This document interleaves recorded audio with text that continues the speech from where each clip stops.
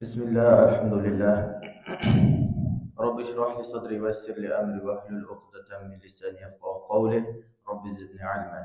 Мейірімді жана райымды Аллах Тааланын атымен баштайм. Урук чач бүтпөсө тупурак уялсын. Найзаңдуур барып тийбесе найза уялсын. О чуркаган күлүк, чуркашыңа кара сен. Жараштан калсаң сени тууган энең уялсын. Устазда калса бул илим, устазда калса бул иш, аны улабаган шакирт уялсын дейт. Устазыбыздын да бүгүн дини иштери менен башка жака кеткенге байланыштуу бүгүнкү жума баянындагы жумандагы биз өтүп беребиз. Ыраазы болуңуздар. Бүгүнкү биздин жума баяныбыз, бүгүнкү биздин жумабыздын темасы бул убакыт. Ушул убакыттын айланасында сөз кылабыз. Бир жылдын кадырын ким билет? Университеттен калган абитуриент билет. Бир айдын кадырын ким билет? Эрте төрөгөн эне билет. Бир жуманын кадырын ким билет? Газетада иштеген инсан билет. Бир күндүн кадырын ким билет? Көп айлык менен жашаган көп балалуу ата билет. Бир сааттын кадырын ким билет? Сүйгөнүн вокзалдан узатып аткан инсан билет. 5 мүнөттүн кадырын ким билет? Каттоого кечигип, өзүнүн учагын качырып өткөн инсан билет. 1 мүнөттүн кадырын ким билет? Кырсыктан аман кылган инсан билет. Бир көз ирмемдин кадырын ким билет? Ооруп аткан инсан билет. Бүтүндөй жашоонун, өмүрдүн кадырын ким билет? Өлүм төшөгүндө жаткан инсан билет. Биз ушунчалык вактылуу секундасынан мүнөтүнө дээрлик көз ирмемге чейин маанилүү жана кымбат болгон убактыбызды эч кандай арзан, башкача айтканда жөнөкөй майда акчаны иштетет экенбиз. Аллах Таала бизге берген бул боштук жана вакыттын эсебин албетте сурайт. Тилекке каршы биз бул вакытты өтө эле арзан жана пайдасыз бейчеки нерселер менен иштетет экенбиз. Ийгиликтүү инсандардын дээрлик баарынын 3 окшош нерсеси болот экен. Биринчиси аз укташат, аз жешет жана көп аракет кылышат. Эң негизгиси булар убактыны туура пайдаланышат экен. Имам Газали рахматуллахи алейхи деген улуу бир алым өткөн. Ошол Имам Газали рахматуллахи алейхиден сурашты: "О имам, сиз ушунчалык аз убакыттын ичинде, ушунчалык аз жаш убактыңызда мынчадан эмгектерди кантип калтырдыңыз?" дегенде Имам Газали рахматуллахи алейхи айткан экен: "Мен Аллах Таалага көп дуа кылдым. Аллахым мени убактымды туура пайдаланууну жана мага убакыттын ичинде убакыт жарат деп аябай көп сурадым. Аллах Таала мага убакыттын ичинде убакыт жаратты" деген экен. Ошондуктан баарыбыз дагы Аллах Тааладан көп сурайлы. Аллахым биздерди бейчеки нерселерден алыс жана убактыбызды туура пайдаланууну насип кылган болсун. Арабтарда улуу бир сөз бар экен: "Убакыт бул курч, кескин бычак" дейт. Сен аны пайдаланып калгының, сен андан пайдаланып калгының, сен аны кесип калгының. Эгерде сен аны кеспесең, убакыт албетте бир күн сени кесет дейт. Эгерде биздин өмүрүбүз эч бүтпөгөндөй болуп, адам баласы эч өлбөгөндөй жашай турган болгондо, биз убактыбызды жөн эле өткөрө бергенде болот эле. Каалагандай калчап, бейчеки нерселер менен иш кыла бергенибизде болот эле. Бирок андай эмес. Тилекке каршы биздин убактыбыз бир көз ирмем, балким андан да аз. Аллах Таала кийин кыяматка барганда биздерден сурайт: "О инсан, сен ошончолук дүйнөдө канча жыл жашадың, канча убакыт болдуң?" дегенде биз айтат экенбиз: балким бир күн болдум же андан да азыраак дейт экенбиз да. Ошондуктан ошончо убактыбызды биз бир күнгө дагы жеткире албайт экенбиз. Кээ бирки жаныбарлар болот экен. Кээ бирки жаныбарлардын өмүрү бир күн гана экен. Алар эрте менен төрөлүшөт, кечинде кайра өлүшөт. Күн чыкканда төрөлүп, күн батканда кайра өлүшөт экен. Биздин көз карашыбыз менен караганда ал жаныбарлардын өмүрү аябай эле кыска. Бирок алар үчүн ал өмүр нормалдуу өмүр. Бирок бизден мурда өтүп кеткен коомдордун караганда биздин өмүрүбүз дагы ошол жаныбарлардын өмүрүндөй эле. Себеби Нух алейхиссалам 950 жыл пайгамбар болду дейт. 950 жыл пайгамбарчылык кылды. Динге, исламга 950 жыл чакырды. 950 жыл чакырган Нух алейхиссалам күндөрдүн бир күнүндө жолдо кетип атканда бир аял ушунча катуу ыйлап атты. "О айым, сизге эмне болду?" деп сурашканда, "Менин жалгыз уулум бар эле. Ал аябай эле аз жашады. Эч күн көрбөй өтүп кетти мынакей" дейт. "Уулуңуз канча жыл жашады?" дегенде, "Болгону 250 жыл эле. Аз жашап койду" деген экен. Ошондо Нух алейхиссалам айткан экен: "Жакында кыяматтын күнүндө кыяматка жакын бир коом келет. Кыяматка жакын бир пайгамбардын үммөтү келет. Ал үммөттүн көп орто жашаганы 70 менен 60, ал эми көп жашаган 100 чыкканы аз болот деген экен. Ошондо жанагы аял карап туруп, эгерде менин сөзүм ошол үммөткө жете турган болсо, силер башыңарды саждадан көтөрбөгүлө, силердин өмүрүңөр болгону бир сажданын аралыгы гана экен деген экен. Эгерде мен өзүм ошол коомдо жашап кала турган болгонумда, үйүмдү кабырдын түбүнө барып салмакмын деген экен. Ошондуктан биздин өмүрүбүз ушунчалык кыска экен. Бул кыска өмүрдө болгону Аллахтын ыраазычылыгын табуу жана бири-бирибизге жакшы мамиле кылуу менен өткөрүшүбүз керек. Албетте, улуу аалымдардын бири Мевлана Желалеттин Хазреттери айтат: "Эй инсан дейт, сен Каф тоогундай бийик болсоң дагы, башкача айтканда Кавказ тоолорундай бийик болсоң дагы, бир кепинге бата турганчалык кичүүсүң, аны унутпагын" деген экен. Ошондуктан биздин бул өмүрдөгү кыла турган жалгыз гана нерсебиз Аллахтын ыраазычылыгын табуу жана бири-бирибиз менен жакшы мамиле кылуу экен. Биздин баарыбыздын жүрөгүбүздө, көөдөнүбүздү оюп турган бир эле сөз бар. Эмне түбөлүктүү жашасам экен, бир аз узунараак жашасам экен, бир аз дагы жакшыраак үйлөрдү же башкаларды салып алсам экен деген бир гана оюбуз түбөлүктүү жашасам экен дейт да. Биз эч бирибиз өлүмдү өлтүрүп кабыр эшигин жаба албайбыз. Биздин үйүбүзгө, биздин эшигибизди, жашообузду тырыктатып келип аткан каарылыкка тур деп, токто деп айта албайт экенбиз да. İnsan balası enesinin karnından, kursağından birinci törölgöndө birinci iş emne bolot? Anın insan balasının birinci işi süt bolot. Süt dizdik. Emsem, kursağın toygosturan je başkasından. Al эми ördöktün balası jumurtkadan birinci çıkkanda anın işi emne bolot? Oşol suunu izde bolot.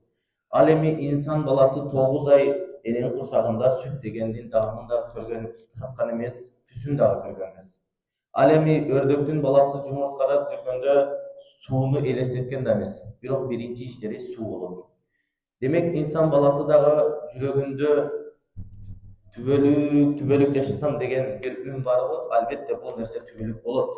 Бул түбөлүктүү жашоо же бейиш менен же тозок менен болот. Албетте ошонун бирөөсү сөзсүз болот. Ошондуктан Аллах Таала биздердин баарыбызды убактыбызды туура пайдаланып, жана ошондой эле түбөлүктүү бейишикте кирүүнү баардыгыбызга насип кылган болсун. Бенде кабырга коюлат. Кабырга коюлганда биринчи күн. Бенде кабырга коюлуп атканда шып өтүп топурактын үнү. Бул күн баарыбыздын башыбызда бар, албетте. Бенде биринчи күн коюлгандан кийин үйүндө ый кайгы, капачылык. 2 күн өткөндөн кийин жанагы бир аз унутулуп калат.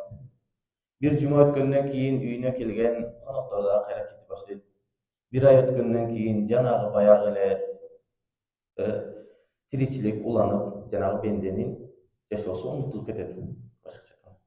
Ошондо Аллах Таала карап туруп, эй бендем дейт, сени калтырып өздөрү кетиштиби? Сени топуракка беришти дейт, өздөрү калтырып кетишти. Алар сени менен калганда дагы эч нерсе кыла алышпак эмес. Карачы, бул жакта дейт, сенде сага менден башка жакын боло турган бирөө барбы дейт да. Болгону Аллах Таалага гана бизге жакын болот экен. Ошондуктан биз бул өмүрүбүздө Аллах Тааланын ыраазычылыгын гана издеп жашообуз керек экен. Ошондуктан улуу аалымдардын бири айткан экен: "Эй инсан, улуу бир аалымдардын бири айткан экен: "Эй инсан, эмне үчүн сен бул дүйнөдөн кабарсызсың? Бул дүйнөдө эртеден кечке акча дүйнө дейсиң. Бул дүйнөдө сенин алып кете турган эмнең бар? 2 метр кепиниң бар. Ал дагы насип болобу билбейсиң" деген экен да. Улуу бир аалымдан сурашкан экен: "О устаз, сиз бул дүйнөнү кантип элестеттиңиз? Бул дүйнөнүн сиздин оюңузча бул дүйнөнүн тафсири кандай?" дегенде ал инсан айткан экен: "Мен бул дүйнөнү бир базар деп элестеттим. Базарга кирдим, 2 метр кепин айландым, 2 метр кепин алдым, кайра мынакей кетип атам. Көзүңдү ачсаң төрөлдү дешеткен, көзүңдү жумсаң өлдү дешеткен. Демек бул дүйнөдө инсандын жашоосу көз ачып жумганча экен" деген экен да.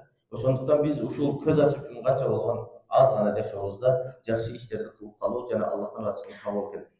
Аракет кылып ар күндө короого толду мал дүйнө, акча деп чуркап жүрөбүз, а бирок ачка жан дүйнө. Аракет кылып арышсак, жакшылык иште жарышсак, жаркырап өтөт келечек, жан дүйнөнү байытсак деген. Пайгамбарыбыз Мухаммад Мустафа саллаллаху алейхи ва салламга пайгамбарчылык келинди. Пайгамбарчылык келгенде пайгамбарыбыз Мухаммад Мустафа саллаллаху алейхи ва саллам Nur toğusundan kelip üyüne kelip zammilun zammilun orup koygulaç meni orup koygula dedi. Hadiçeniz Peygamber Aleyhisselam'da orup koydu. Biraz vakit ötkenden keyin Hadiçeniz Peygamber Aleyhisselam'ın yanına varıp o Muhammed dedi sallallahu aleyhi ve sellem. Sağa ne oldu? Kündögüden başkaçasın dedi. Peygamber Aleyhisselam bolğan okuyan tüpbey çeçbey aytып bергende Hadiçeniz Peygamber Aleyhisselam'ın kolundan jetilep anın avası bolğan oşol vakitda Hristiyan taza dinin tutkan Varaka ibn Nawfal'dan janına bardı. Varaka ibn Nawfal özü 90'ga jetip kalgan, 90'dan aşıp kalgan iki közü kör bir aksakal ele. Andan keyin Varaka ibn Nawfal'dan janına alıp barganda Peygamber Aleyhisselam bolğan okuyan tökböy çeçpey Varaka ibn Nawfal'a aytып berdi. Varaka ibn Nawfal qarap turup "Atting-ay" dedi. Andan keyin Peygamber Aleyhisselam qarap turup "Emne üçin atting dep atasың? Emne üçin atting dep bunday kaygırdың?" degende Atting-ay kanay men jaş bolsun. Sen peygamber ekensin. Sağa Musa Aleyhisselam'a, İsa Aleyhisselam'a kelgen pirişte sağa dağı keliptir. Sen akırkı zaman peygamber ekensin. Atting-ay kanay men jaş bolsun. Atting-ay kanay men kolumda belimde küçüğüm bolsa. Atting-ay seni elin jerin öz yerinden kууp çıkkanda men sağa jardamçı bolsam. Peygamber Aleyhisselam karap turup aytат. Emne meni elim jerim öz yerimden kууp чыгабы?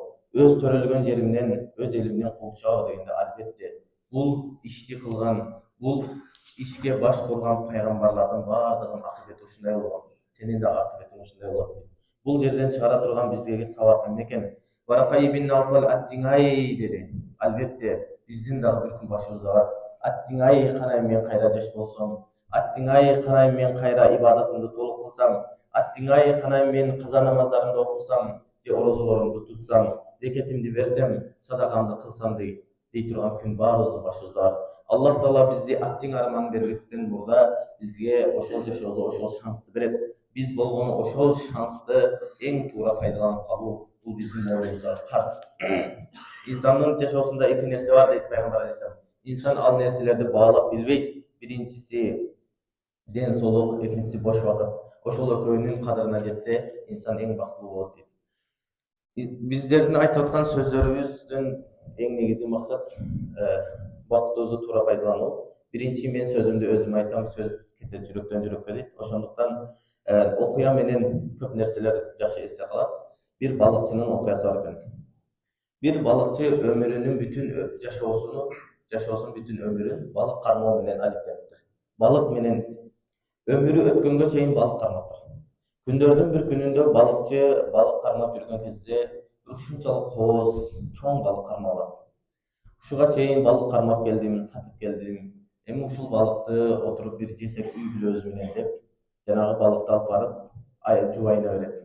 Жубайына айтып, "О, балдардын апасы, ушул балыкты bir бышырсаң, отуруп үй бүлөбүз менен жесек." Аялы дагы макул болуп, жанагы балыкты алып, ичин тазалап, же башкасын кылып баштайт. İçin тазалап атканда,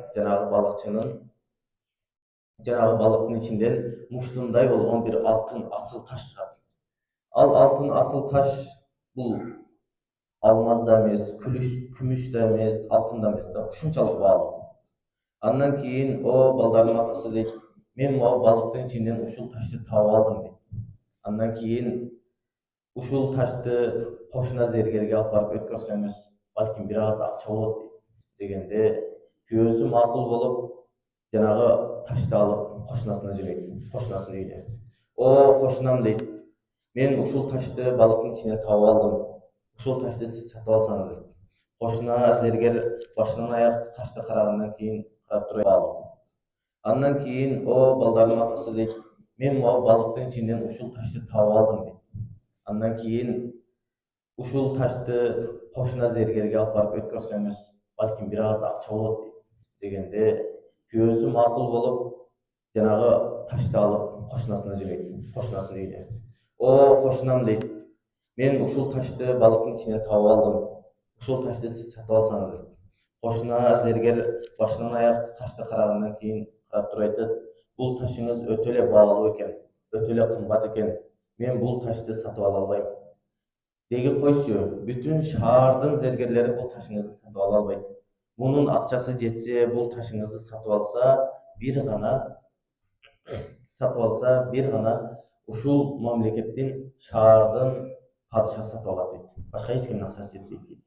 Ошентип жанагы балыкчы ташты көтөрүп алып падышанын эшигине барат. Падышанын сарайына барып, падышага көрсөтөт. Падыша ташты аябай көп карап, анын жанындагы зергерлерине көрсөтөт. Баары, о падышам, биз мынчалык кымбат деңгээлдеги ташты көрө элекпиз. Мунун баасын билбейбиз. Деги шаарда, мамлекетте мындай кымбат таш жок дейт. Ошондо жанагы падыша, андай болсо мен сени 6 саат бою өзүмдүн казынама киргиздим. Ошол жерден эмнени алсаң, колуңа эмне кирсе ошонун баарын көтөрүп кет. Жанагы балыкчы кедей, жок падышам, мага 1 саат жетет. 1 саат берсеңиз, мен алып кетем дейт. Жок дейт, мен падышамын. 6 саат дедимби, 6 саат кирип алып кет. Ошондо жанагы балыкчы казынага кирет. Казынага кирсе, бир жагында алтын, бир жагында күмүш аябай тапкыр. Казынанын ашкана тарабына караса, өмүрүдө жыттабаган жыттар, өмүрүдө татпаган даамдар. Аны карап туруп айтат: ушул кедейдин бир тойгону анын жарым байлыгы эмеспи? Мен олтуруп курсагымды бир тойгозоюн дейт. Андан кийин ташты мага кой. Падыша өзү айтканына өкүнөт. Андан кийин кирет дагы аябай жейт. Курсагы тойгончо дээрлик жарылганча жеп чыкса, тушунда эшикте эле пар балыштар, креслолор, дивандар ушундайлар бар. Карап туруп мен дейт ушу азыр бир 5 мүнөт эс алып алайын. Анан ташты мага кой. Падышанын казынасында дейт, бир дагы алтын калтырбай бир парың таш битем дейт. Андан кийин ошол жерде 5 мүнөт эс алайын деп жаткан кезде падышанын аскерлери келет. Тур. Эмне болду? Тур, бүттү. Сенин 6 сааттык убактың бүттү. Мен азыр эле келип, азыр эле жаттым эле го. Жок, падыша сага 6 саат берди. Ооба. Болду, алып чыгып кет анда. Койгулачы, мен ушул жерден бир дирхам алып алайынчы. Жок дегенде бир дирхам алайын. Ошол балыгымдын же башканын мээнети үчүн керек болсо шаарга келген жолу кирем үчүн дейт. Жок. Сага 6 саат берилди, ташыдыңбы? Жок. Анда эмсе чыгып кет дейт. Ошентип жанагы балыкчыны сүйрөп, көчүнө теюп, дарбазадан чыгарып жиберишет экен. Демек, ушул балыкчынын окуясына биз баарыбыз ичибизден кайгырдык. Балыкчы ошол жерде 5-6 дирхам алып алганда балким жакшы болот эле деп. Бул балыкчындагы баш каарман ошол балыкчы сиз менен мен, ошо экөөбүз. Ал биздин балыкчынын колундагы кымбат баалуу таш, бул биздин убактыбыз. Жана ошондой эле анын казынасы бул дүйнө. Биз дагы дүйнөгө келдик, уктадык, курсагыбызды тойгоздук, же башкаларны кылдык. Аллах Тааланы же динди унуттук. Албетте бир күн келет, бизди дагы ошол балыкчыны сүйрөп чыккандай эле бул дүйнөдөн сүйрөп алып кетишет. Биз кой, тур, токто дей албайбыз. Ошондуктан эй өлүм, кабарсыз келесиң бир күн, билбеймин. Эшигимди тыкылдатпай, менден уруксат сурабай киресиң. Колумда ишим, очокто ашым, көзүмдө жашым, эч бирин карабай келесиң. Не бир кабар бересиң, не бир чакыруу күтөсүң дейт. Дүйнө колумда экен, дүйнө кыялымда экен, кыялым колумда экен келесиң. Эч бир ишим бүтө элек экен келесиң. Даярдыгым жок келесиң. Үмүттөрүм көп экен келесиң. Балким курсагым ач, балким курсагым ток экен менден келесиң. Даярдыгым жок экен келесиң. Уулумду акыркы жолу көрө албай, кызымды акыркы жолу өрө албай, акыркы сөзүмдү айтпай келесиң. Менден уруксат албайсың. Жашыма, башыма карабай келесиң. Ошондуктан бул жашоо, бул өлүм баарыбыздын башыбызда турган нерсе. Аллах Таала Кур'ан-ы Каримде айтат: "Куллу нафсин заикатул маут." Чындыгында ар бир жан өлүм тагындырчу. Ошондуктан өлүм келе электен мурда өмүрдүн кадырын баалап билген адам эң мыкты, эң жакшы адам. Ошондуктан ар бирибиз бул өмүрдө бул убактыбызды пайдалуу жана бул заманыбызды эң жакшы деңгээлде аткарып калышыбыз керек экен. Салахиддин Аюби деген улуу бир комутан, улуу бир башчы өткөн. Ошол Салахиддин Аюби күндөрдүн бир күнүндө ушундай михрабта туруп элге кутба окуп атканда бир жаш жигит ордунан турат. О Салахиддин Аюби дейт. О улуу командир, колбашчы дейт. Сиз эмне эле бул жерде сүйлөп атасыз дейт. Андан көрө жүрүңүз, туруңуз.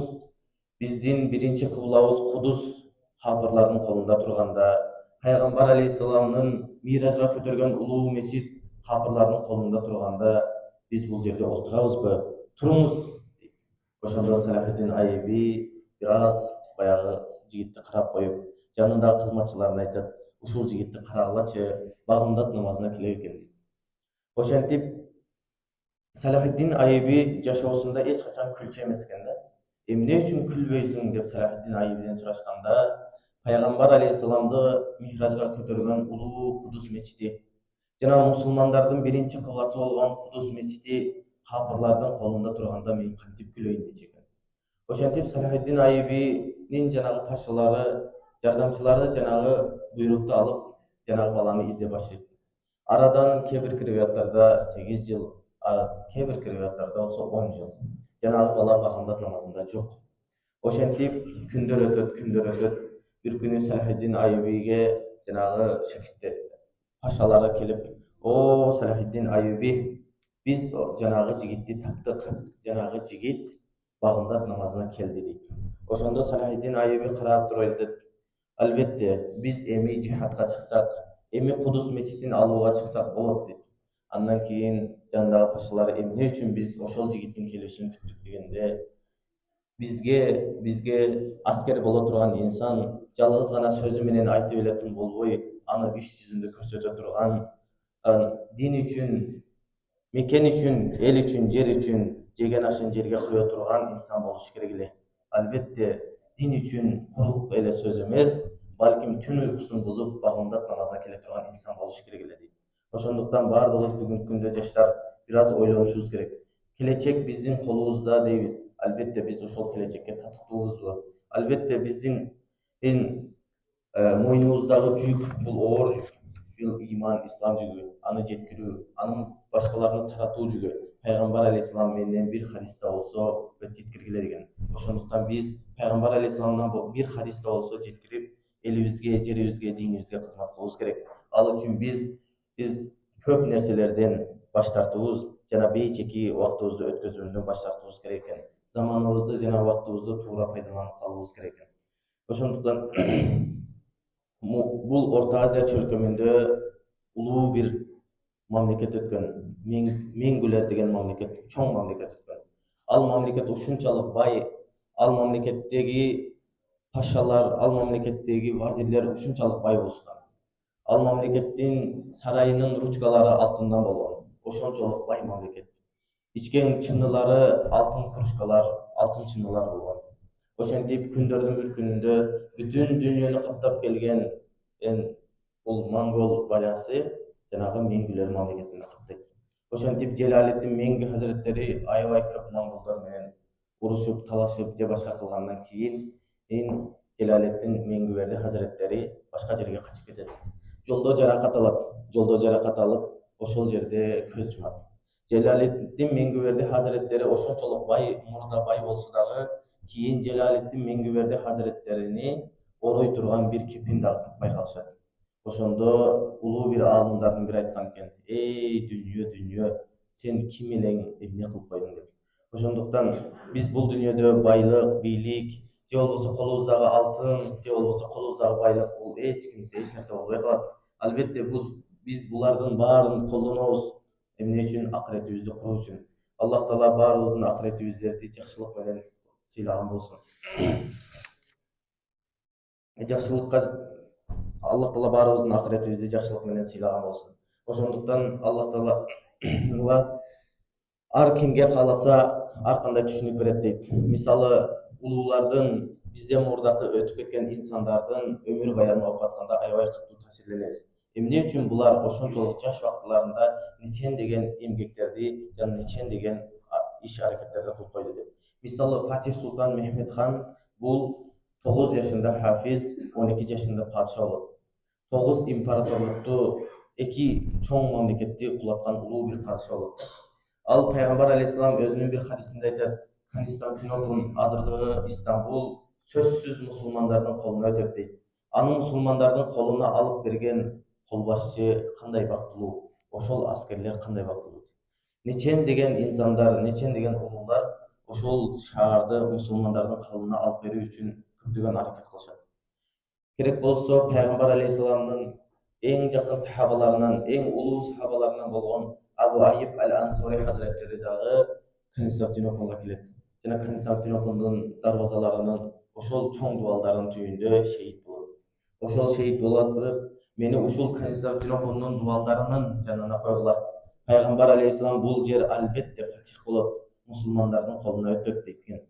Ошол улуу комутан, ошол улуу кол башчы бул шаарды алганда мен ошонун үнүн угкум келет.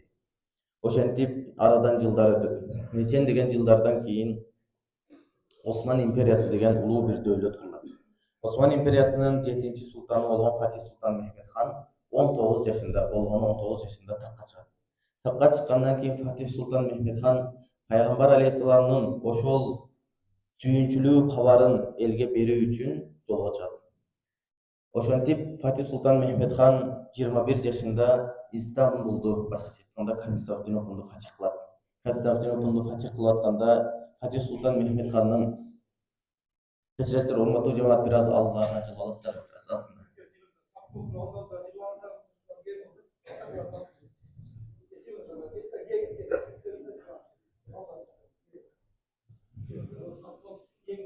Ошол Фатих Султан Мехмед ханның жанында жүргөн, ошол менен Аллах жолунда бир тууган болгон Улубатта Хасан деген инсан болот, дос болот. Улубатта Хасан ислам желегини ошол шаардын бурчтарына, эң жогорку жерине алсат. Ал асып атканда 21 жеринен жаратып каталат. Ошентип Улубатта Хасан христиандын, башкача айтканда капырдын желегин жерге түшүрүп, ошол жерге мусулмандын желегин асып, ошол жерден шейит түшөт. Шейит түшкөндө улуу Фатих Султан Мехмед хан ыйлап турат. Чуркап жанына барып, башынан көтөргөндө Улубатта Хасан күлүп турган болот. Андан кийин Фатих Султан Мехмед хан ага карап туруп, "О, улубатым" дейт, "Сен ушунчалык жаракатыңа карабай, денеңде" дейт, "ачылбаган жара калбаптыр, кесилбеген жериң калбаптыр. Ушунан баарына карабай, сени мынчалык күлдүргөн, мынчалык кубандырган эмне" дегенде, "О, султаным, о досум, мен азыр эле ушул жерде пайгамбар алейхисаламды өзүнүн сахабалары менен ушул жерде жүргөнүн көрдүм" деп, ошол менен шейиттикке жүргөн экен. Болгону булардын жашы канчалык десек, болгону булардын жашы 19 менен 20 арасындагы жаш балдар болгон экен. Демек убагында булар убакыттарын туура пайдаланган жана убакыт үчүн өздөрүнүн көп нерсесинен, көп кызыкчылыгынан кечкен инсандар экен. Аллах Таала биздердин баарыбызды ошондой инсандар кылууну жана ошондой эле биздердин уулдарыбызды, кыздарыбызды ошондой дини мөмин исламга кызмат кылган инсандардан чыгарууну насип кылабыз.